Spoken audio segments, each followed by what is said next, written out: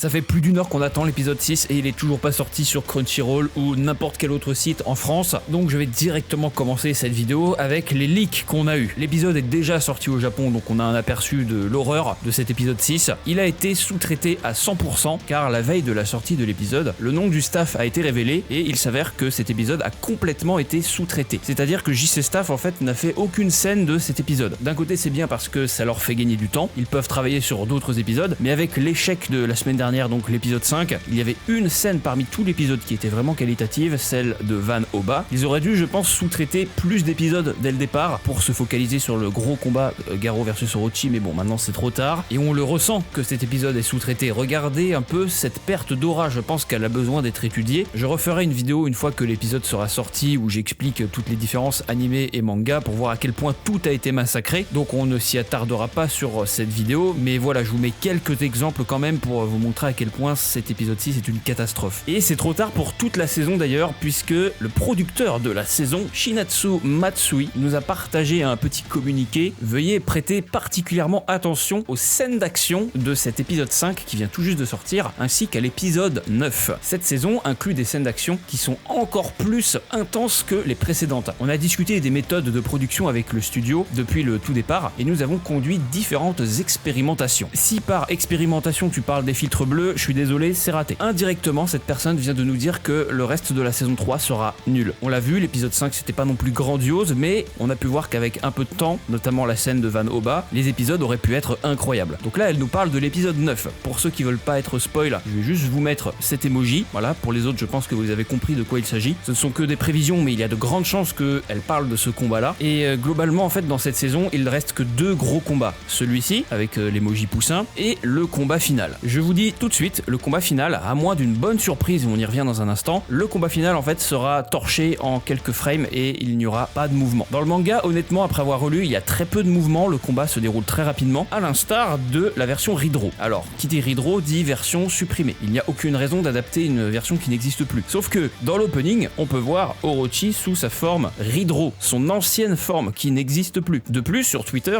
Monsieur Aoki, donc un GOAT en animation qui a carré une grande partie de la saison 2, a posté une version Ridro d'Orochi. Est-ce qu'ils ont décidé de l'inclure uniquement dans le trailer en mode c'est hype, ou bien il va vraiment refaire son apparition pour avoir un combat à rallonge, auquel cas ça serait vraiment pas mal. J'en doute, mais ça reste à voir. Pour cette deuxième partie de vidéo, je voulais revenir sur pas mal d'informations qui pourront nous aider à comprendre pourquoi cette saison 3 est un fiasco. La communauté a commencé à blâmer JC Staff, puis dès que le mot comité de production est apparu, tout le monde a commencé à blâmer Bandai Namco, d'où le boycott en cours sur Twitter, #boycott Bandai Namco. Je pense que ce mouvement ne sert à rien, à moins que le Japon tout entier fasse la même chose, et encore, laissez-moi vous expliquer pourquoi. Premièrement, Bandai Namco n'est pas le seul membre du comité de production. Il y a les chaînes télé, ceux qui vendent les goodies, ceux en charge du marketing, etc. Il y a vraiment plein d'entités, je vous mets la liste à l'écran si vous voulez mettre pause. Donc oui, Bandai est fautif, mais ce ne sont pas les seuls. En fait, il s'agit de toute l'industrie, de comment le bordel fonctionne. Tout est fait pour dépenser le moins et récolter le plus. Il y a une chose très intéressante qu'on peut trouver sur internet, c'est les chiffres d'affaires de Bandai Namco. Voici les chiffres du 3e trimestre de cette année 2025. Comme vous pouvez le voir, la vente de produits dérivés compte à elle seule presque la moitié des revenus totaux. 45%, c'est énorme. Et regardez-moi cette toute petite part, à peine 7% IP Production, donc production de propriété intellectuelle, autrement dit l'animé. Les revenus générés par la production d'un animé ne prennent même pas 10% de tous les revenus que Bandai récolte en une année. Et là, vous vous dites certainement, mais attends, si les produits dérivés prennent à eux seuls presque 50% de la part de revenus, le fait que One Punch Man saison 3 soit un fiasco, personne va acheter les marchandises, pas vrai? Ça va nuire à leur image. Eh bien, regardez-moi cette image, voici le top 10 des séries les plus lucratives de cette année. On voit de gros titres, Dragon Ball, One Piece, Naruto, même Gundam qui se place en 2e position. Je vous laisse analyser 2 secondes, One Punch Man n'est même pas dans le top 10. Et non, Ant Man ce n'est pas One Pan Man, il s'agit du petit bonhomme là qui est d'ailleurs probablement l'inspiration de One Punch Man. Donc vous voyez à quel point One Punch Man c'est une goutte d'eau dans l'océan. Même s'ils ne vendent aucun produit dérivé One Punch Man, ça va pas impacter tant que ça leurs revenus finaux. Mais on est tous d'accord pour dire, One Punch Man mérite bien mieux comme traitement. Comment ça se fait que One Punch Man se fasse marcher dessus comme ça? Est-ce que c'est parce que la série n'est pas populaire? Alors oui et non. Sur cet autre graphique, on peut voir le revenu total estimé par continent. Le Japon, à lui seul, rapporte presque 70% des revenus. Pas de One Punch Man, mais de tous les produits, les animés, etc. 3/4 des revenus proviennent du Japon. Nous sommes littéralement insignifiants dans la balance. Et en plus, certains Certains s'amusent à dire que One Punch Man n'est pas du tout populaire au Japon, mais ce n'est pas vrai. En ce moment, la série se classe malheureusement en 8ème position des animés de la semaine, mais quand on regarde les chiffres, on peut voir que One Punch Man fait partie du top 10 au Japon sur Netflix, entre autres.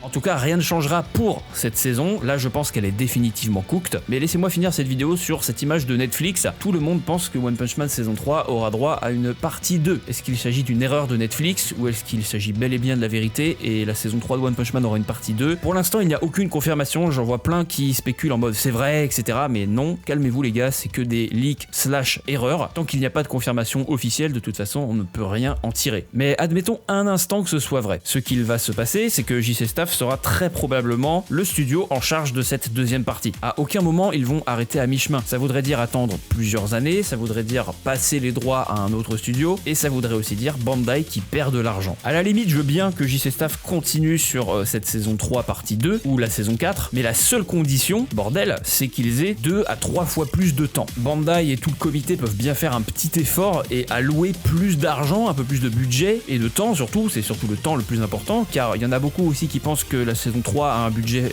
scandaleux, mais apparemment non, c'est pas le cas, c'est un budget tout à fait normal. C'est juste le temps et le planning qui sont une catastrophe. Et avec du temps, on sait que JC Staff peut faire de très bonnes choses, même si je pense que JC Staff est l'un des studios les moins aptes à adapter la série. Enfin voilà, je me devais de faire cette vidéo d'utilité publique, même si je ne suis pas un expert. Si vous avez des corrections à me faire, n'hésitez pas à les partager en commentaire. Je pense que c'est important d'éduquer les gens, parce que trop se font avoir avec de mauvaises informations. D'ailleurs, il y a cette image là qui est passée sur Twitter l'autre jour, le compte de Mappa qui poste une image de One Punch Man. Il y en a plus d'un qui se sont fait avoir, mais les gars, prenez juste le temps, respirez un bon coup, allez voir sur la page, c'est marqué compte parodique. Donc non, Mappa ne reprendra pas One Punch Man. Merci d'avoir regardé cette vidéo, je sais que c'est des temps extrêmement difficiles. J'ai envie de dire malheureusement les vidéos Bad Buzz fonctionnent mieux. Regardez un peu, mes vidéos réactions font beaucoup moins de vues que ce genre de vidéo. J'aimerais que ce soit l'inverse honnêtement, et que je n'ai pas à faire ce genre de vidéo. Pour conclure, s'il y a un épisode auquel attendre de la bonne qualité, il s'agit de l'épisode 9. Honnêtement, ça reste à voir, mais